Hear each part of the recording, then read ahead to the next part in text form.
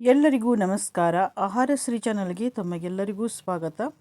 ನಾನಿವತ್ತು ಮಾಡಿ ತೋರಿಸುವಂಥ ರೆಸಿಪಿ ಕುಚಲಕ್ಕಿ ಮಸಾಲ ಹಪ್ಪಳವನ್ನು ನಿಮಗೆ ಮಾಡಿ ತೋರಿಸ್ತಾ ಇದ್ದೀನಿ. ಚಳಿಗಾಲ ಮುಗಿದು ಬೇಸಿಗೆಗಾಲ ಶುರುವಾಗ್ತಿದ್ದಂಗೆ ನಾವು ಬಗೆ ಬಗೆಯ ಹಪ್ಪಳ ಸಂಡಿಗೆಗಳನ್ನು ಮಾಡ್ಕೊಳ್ತೀವಿ. ಆದರೆ ಕುಚಲಕ್ಕಿಯಿಂದ ಯಾರೂ ಹಪ್ಪಳ ಸಂಡಿಗೆಯನ್ನು ಮಾಡಲಿಲ್ಲ ಅಂದ್ಕೊಳ್ತೀನಿ. ಮಾಡಿಲ್ಲ ಅಂದರೆ ಬನ್ನಿ ಈ ಕುಚಲಕ್ಕಿಯಿಂದ ಮಸಾಲ ಹಪ್ಪಳ ಮಾಡೋದು ಹೇಗೆ ಅಂತ ನೋಡೋಣ.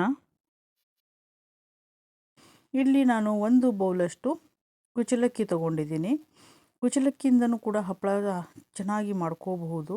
ಈ ನೋಡಿ ಕುಚಲಕ್ಕಿ ಈ ರೀತಿ ಇರುತ್ತೆ, ಗೊತ್ತಿಲ್ಲ ಅನ್ನೋರು ನೋಡಿ. ಈಗ ಇದನ್ನು ನಾವು 1-2 ಸಲ ನೀರು ಹಾಕಿ ಚೆನ್ನಾಗಿ ತೊಳಿಬೇಕಾಗ್ತದೆ. ಈಗ ನಾನು 1 ಕಪ್ ಕುಚಲಕ್ಕಿಗೆ ಅರ್ಧ ಕಪ್ಪಷ್ಟು ಇಲ್ಲಿ ರೇಷನ್ ಅಕ್ಕಿಯನ್ನು ಸೇರಿಸ್ಕೊಂಡಿದ್ದೀನಿ. ನೀವು ಬೇಕಿದ್ರೆ 1 ಕಪ್ಪಷ್ಟು ಕೂಡ ರೇಷನ್ ಅಕ್ಕಿಯನ್ನು ಸೇರಿಸ್ಕೋಬಹುದು. ಸೇರಿಸ್ಕೊಂಡು ಇದನ್ನು ನಾವು ಬಹಳ ತಿಕ್ಕಿ ತೊಳಿಬಾರ್ದು. ಅದರ ಮೇಲೆ ಏನು ಹೊಟ್ಟು ಇರುತ್ತೆ ನೋಡಿ, ಅದೆಲ್ಲ ಹೋಗಿಬಿಡುತ್ತೆ ತಿಕ್ಕಿ ತೊಳೆದ್ರೆ. ಹಾಗೆಯೇ ತೊಳೆದು ನಾವು 2-3 ಸಲ ತೊಳೆದು ಇದರಲ್ಲಿ ನೀರು ಹಾಕಿ ನಾವು ಇಡಬೇಕು. ಇದನ್ನು 3 ದಿನ ಇಡಬೇಕಾಗುತ್ತೆ. ನಾವು 3 ದಿನ ಇಟ್ಟಾಗ ನಾವು ಏನು ಮಾಡಬೇಕಂದ್ರೆ ಬೆಳಿಗ್ಗೆ ಸಾಯಂಕಾಲ ಇದರಲ್ಲಿನ ನೀರನ್ನು ಚೇಂಜ್ ಮಾಡಬೇಕು. ನೀರು ಚೇಂಜ್ ಮಾಡಿಲ್ಲ ಅಂದರೆ ಹುಳಿ ಸ್ಮೆಲ್ ಬರುತ್ತೆ. 1 ಟೈಮ್ ಆದರೂ ನಾವು ಇದರಲ್ಲಿ ನೀರನ್ನು ಚೇಂಜ್ ಮಾಡಬೇಕಾಗುತ್ತೆ. ಇವಾಗ ನೋಡಿ 3 ದಿನ ಆಗಿದೆ. ಇವಾಗ ಇಲ್ಲಿ ನಾನು ತೊಗೊಂಡಿದ್ದೀನಿ. ಇದನ್ನು ಇವಾಗೂ ಕೂಡ ಅಷ್ಟೇ ನಾವು ಬಹಳ ತಿಕ್ಕಿ ಅಕ್ಕಿಯನ್ನು ತೊಳಿಬಾರ್ದು. ಹೀಗೆ ಹಗುರವಾಗಿ ತೊಳೆದು ನಾವು ಇದರಲ್ಲಿ ನೀರನ್ನು ತೆಗೆದು ಇದನ್ನು ನಾವು ನೈಸಾಗಿ ರುಬ್ಬಬೇಕು.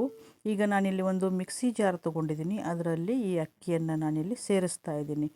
ಹಾಗೆಯೇ ಇಲ್ಲಿ 2 ಹಸಿಮೆಣಸಿನ್ಕಾಯಿ, ಹಾಗೆಯೇ 1 ಇಂಚಿನಷ್ಟು ಹಸಿ ಶುಂಠಿ ಮತ್ತು ಸ್ವಲ್ಪ ನೀರು ಸೇರಿಸಿ ಇದನ್ನು ರುಬ್ಕೋಬೇಕು ನೈಸಾಗಿ. ನಿಮಗೆ ಮಸಾಲೆ ಹಪ್ಪಳ ಬೇಡ ಅಂದರೆ ಹಾಗೇನೂ ಕೂಡ ಮಾಡ್ಕೋಬಹುದು. ಈಗ ನೋಡಿ ಈ ರೀತಿಯಾಗಿ ನೈಸಾಗಿ ರುಬ್ಕೋಬೇಕು. ರವಾ ಥರ ಇರಬಾರ್ದು. ಈಗ ಇದರಲ್ಲಿ ನಾನು ಸ್ವಲ್ಪ ಕೊತ್ತಂಬರಿ ಸೊಪ್ಪು ಹಾಕಿ ಅಷ್ಟೇ 1-2 ರೌಂಡಷ್ಟು ತಿರುಗಿಸ್ಕೊಳ್ಳಿ. ಪೂರ್ತಿ ನೈಸಾಗಿ ರುಬ್ಕೊಳ್ಳಿಕ್ಕೆ ಹೋಗಬೇಡಿ. ಕೊತ್ತಂಬರಿ ಸೊಪ್ಪು ಕಾಣಬೇಕು ಹಪ್ಪಳದಲ್ಲಿ. ಮತ್ತು ಬಹಳ ನೀರು ಹಾಕಿನೂ ಕೂಡ ರುಬ್ಕೋಬೇಡಿ. ಸ್ವಲ್ಪ ದಪ್ಪನೇ ರುಬ್ಕೋಬೇಕು. ಈ ರೀತಿ ದೋಸೆ ಹಿಟ್ಟಿನ ಹದಕ್ಕೆ ನಾವು ಇದನ್ನು ರುಬ್ಕೋಬೇಕಾಗ್ತದೆ. ಇವಾಗ ಇಲ್ಲಿ ಎಲ್ಲನೂ ನಾನು ರುಬ್ಬಿ ತೊಗೊಂಡಿದ್ದೀನಿ. ಯಾರೆಲ್ಲ ನನ್ನ ಚಾನಲ್ನ ಸಬ್ಸ್ಕ್ರೈಬ್ ಮಾಡದೆ ನೋಡ್ತಾ ಇದ್ದೀರಾ, ದಯವಿಟ್ಟು ಎಲ್ಲರೂ ಸಬ್ಸ್ಕ್ರೈಬ್ ಮಾಡಿ. ನಿಮಗೆ ಈ ವಿಡಿಯೋ ಹೇಗೆ ಅನ್ನಿಸ್ತು ಅಂತ ಕಮೆಂಟ್ ಕೂಡ ಮಾಡಿ. ಹಾಗೆಯೇ ನಿಮಗೆ ಇಷ್ಟ ಆಯಿತು ಅಂದರೆ ಲೈಕ್ ಕೂಡ ಮಾಡಿ. ಇದರಲ್ಲಿ ನಾನು 1 ಟೀ ಸ್ಪೂನಷ್ಟು ಜೀರಿಗೆ, ಹಾಗೆಯೇ 1 ಟೀ ಸ್ಪೂನಷ್ಟು ಬಿಳಿ ಎಳ್ಳು ಸೇರಿಸಿದ್ದೀನಿ. ಹಾಗೆಯೇ 1 ಟೀ ಸ್ಪೂನಷ್ಟು ಇಲ್ಲಿ ನಾನು ಉಪ್ಪು ಸೇರಿಸಿದ್ದೀನಿ. 1 ಟೀ ಸ್ಪೂನಿಗೆ ಸ್ವಲ್ಪ ಕಡಿಮೆ ಸೇರಿಸಿದ್ದೀನಿ. ರುಚಿ ನೋಡಿಕೊಂಡು ನೀವು ಉಪ್ಪನ್ನು ಸೇರಿಸ್ಕೊಳ್ಳಿ. ಈಗ ನಾನಿಲ್ಲಿ ನೋಡಿ ಒಂದು ಪ್ಲೇಟ್ನಲ್ಲಿ ನಿಮಗೆ ಹಾಕಿ ತೋರಿಸ್ತಾ ಇದ್ದೀನಿ. ಈ ರೀತಿ ಪ್ಲೇಟ್ನಲ್ಲಿ ನಾವು ಹಾಕಿ ಈ ರೀತಿ ಮಾಡಬೇಕು ನೋಡಿ, ಈ ರೀತಿ ಮಾಡಬೇಕು. ಇವಾಗ ಇದು ಕರೆಕ್ಟಾಗಿ ಆಗಿದೆ. ಬಹಳ ದಪ್ಪ ಆಯಿತು ಅಂತ ನಿಮಗೆ ಏನಾದರೂ ಅನಿಸಿದರೆ ಅದರಲ್ಲಿ ಮತ್ತೆ ಸ್ವಲ್ಪ ನೀವು ನೀರನ್ನು ಸೇರಿಸಿನೂ ಕೂಡ ತಗೋಬಹುದು. ಇವಾಗ ಇದು ಆಗಿದೆ. ಈಗ ಇದನ್ನು ಅರ್ಧ ಗಂಟೆ ನೆನೆಲಿಕ್ಕೆ ಇಡೋಣ. ನೀವು ಇದನ್ನು ಹಿಂದಿನ ದಿನ ರಾತ್ರಿನೂ ಕೂಡ ರುಬ್ಬಿ ತಗೋಬಹುದು. ಬೆಳಿಗ್ಗೆ ಎದ್ದು ಇದರ ಮೇಲೆ ಒಂದು ಸ್ವಲ್ಪ ನೀರು ನಿಂತಿರುತ್ತೆ ತಿಳಿಯಾಗಿ. ಆ ನೀರನ್ನು ತೆಗೆದುಬಿಟ್ಟು ಸ್ವಲ್ಪ ನೀರನ್ನು ನೀವು ಸೇರಿಸ್ಕೊಂಡು ಕೂಡ ಮಾಡ್ಕೋಬಹುದು. ಕೆಲವೊಂದು ಸಿದ್ಧತೆಗಳನ್ನು ಮಾಡ್ಕೋಬೇಕಾಗ್ತದೆ. ಇಲ್ಲಿ ಪರಾತ್ನಲ್ಲಿ ನಾನು ನೀರು ಹಾಕಿ ಇಟ್ಕೊಂಡಿದ್ದೀನಿ. ಹಾಗೆಯೇ 1 ಸ್ಪೂನ್ ತೊಗೊಂಡಿದ್ದೀನಿ ಮತ್ತು ಬಟ್ಟೆ, ಕಾಟನ್ ಬಟ್ಟೆ ತೊಗೊಂಡಿದ್ದೀನಿ.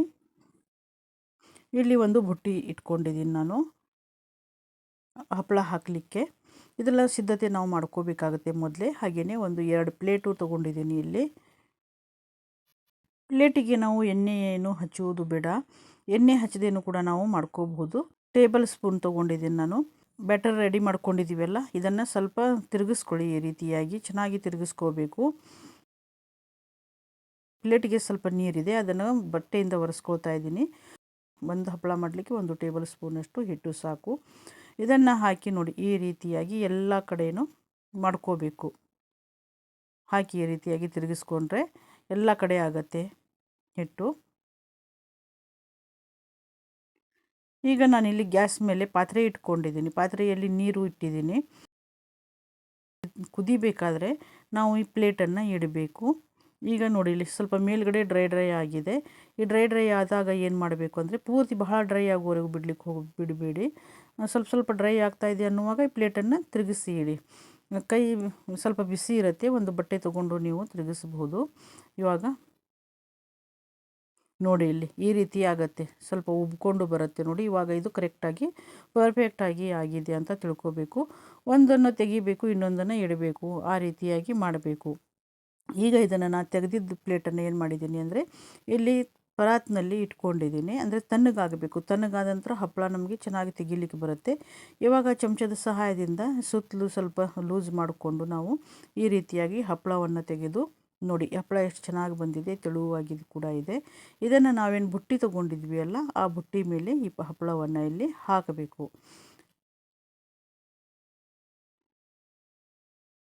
ಇಲ್ಲಿ ಈ ಪ್ಲೇಟ್ ಏನಿರುತ್ತೆ ನೋಡಿ, ನಾವು ತಗೊಂಡಿದ್ದು ಹಪ್ಪಳ ತೆಗೆದಿರ್ತೀವಲ್ಲ ಆ ಪ್ಲೇಟನ್ನು ಈ ರೀತಿಯಾಗಿ ನೀರಿನಿಂದ ಚೆನ್ನಾಗಿ ತೊಳಿಬೇಕು. ತೊಳೆದು ಬಟ್ಟೆಯಿಂದ ಒರೆಸಿ ಮತ್ತೆ ಅದರಲ್ಲಿ ಹಿಟ್ಟನ್ನು ನಾವು ಹಾಕಿ ಹಪ್ಪಳವನ್ನು ಮಾಡ್ಕೋಬೇಕು. ಪ್ರತಿ ಸಲನೂ ನಾವು ಅದೇ ರೀತಿ ಮಾಡಬೇಕು.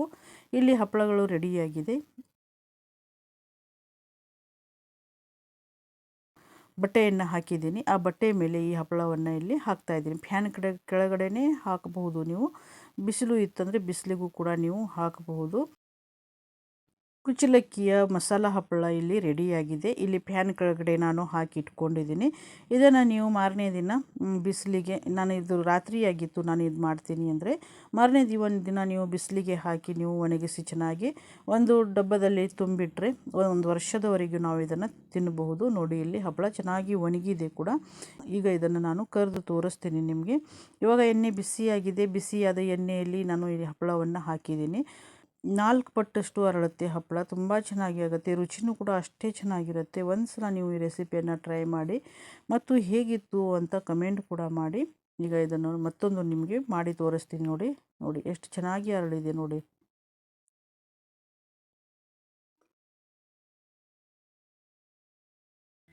ಈಗ ನೀವು ಇಲ್ಲಿ ನೋಡಬಹುದು ಹಪ್ಪಳ ನೋಡಿ ಎಷ್ಟು ಚೆನ್ನಾಗಿ ಅರಳಿದೆ. 4 ಪಟ್ಟಷ್ಟು ಅರಳಿದೆ ಹಪ್ಪಳ. ಮತ್ತು ಈ ಹಪ್ಪಳ ನಾವು ಎಣ್ಣೆಯಲ್ಲಿ ಹಾಕಿ ಕರೆದಾಗ ಎಣ್ಣೆನೂ ಕೂಡ ಹೆಚ್ಚು ಹಿರ್ಕೊಳ್ಳಲ್ಲ ಈ ಹಪ್ಪಳ. ನೀವು ಇಲ್ಲಿ ನೋಡ್ಬೋದು ನೋಡಿ ಎಷ್ಟೊಂದು ಗರಿ ಆಗಿದೆ ನೋಡಿ. ಕೈಗೆ ಒಂಚೂರು ಕೂಡ ಎಣ್ಣೆ ಇಲ್ಲ. ಮತ್ತು ತಿನ್ನಲಿಕ್ಕೂ ಟೇಸ್ಟು ಕೂಡ ತುಂಬ ಚೆನ್ನಾಗಿರುತ್ತೆ. ಒಂದು ಸಲ ನೀವು ಕೂಡ ಇದನ್ನು ಟ್ರೈ ಮಾಡಿ. ಎಲ್ಲರಿಗೂ ಧನ್ಯವಾದಗಳು.